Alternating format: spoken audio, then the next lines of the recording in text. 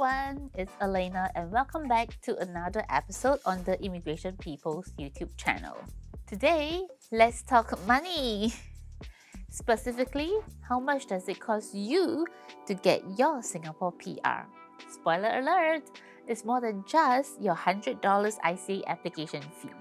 Let's dive right into it. Let's kick off with the basics. The Immigrations and Checkpoints Authority of Singapore charges an official application fee of $100 per applicant to apply for Singapore PR.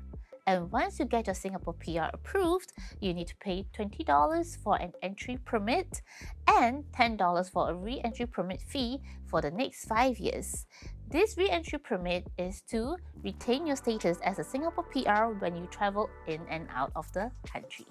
If you're applying as a family, remember to multiply these fees by the number of applicants, and these can actually add up pretty quickly. But that's not all. Let's talk about all the overlooked costs that people tend to forget about. One of the most common costs would be the cost to translate and notarize your documents that are originally not issued in English. So if your documents are not in English, ICA requires them to be officially translated by a translation company and then subsequently get it notarized. So these fees can actually add up, especially if you have a lot of documents that's originally not in English. For example, your birth certificate, your household registries, your education certificates and transcripts, your marriage or divorce certificates. Next, it is not uncommon to have missing compulsory documents.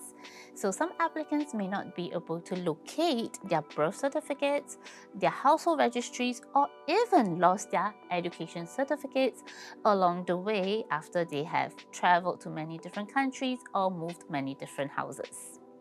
So to have these documents reissued by either the embassy or by your respective universities or institutions, sometimes they will have a fee incurred as well. Next, there are a couple of costs that are not directly related to your application per se, but there is some kind of budgeting required. And the good news is they contribute to your long-term financial security in Singapore.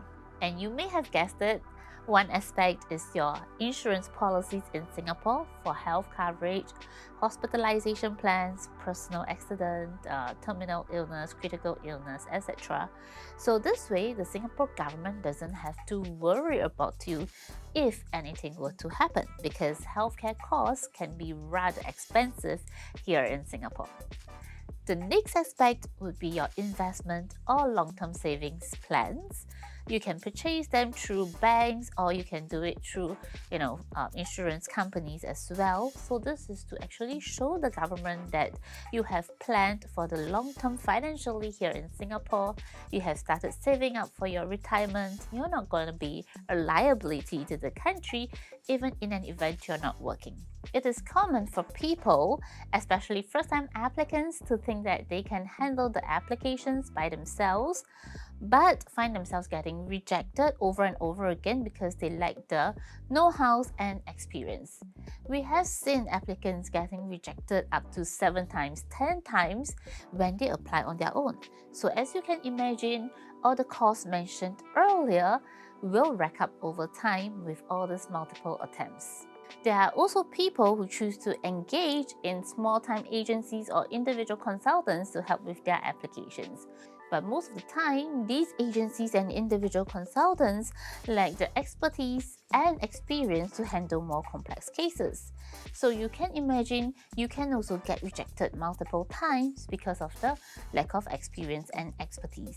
And these fees, not only the direct cost of the application, but also the agency fees will rack up significantly over time.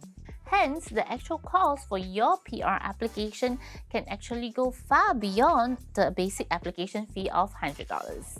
But don't stress, because in part 2, we're going to share with you how you can significantly save more time, effort, and money for your Singapore PR journey.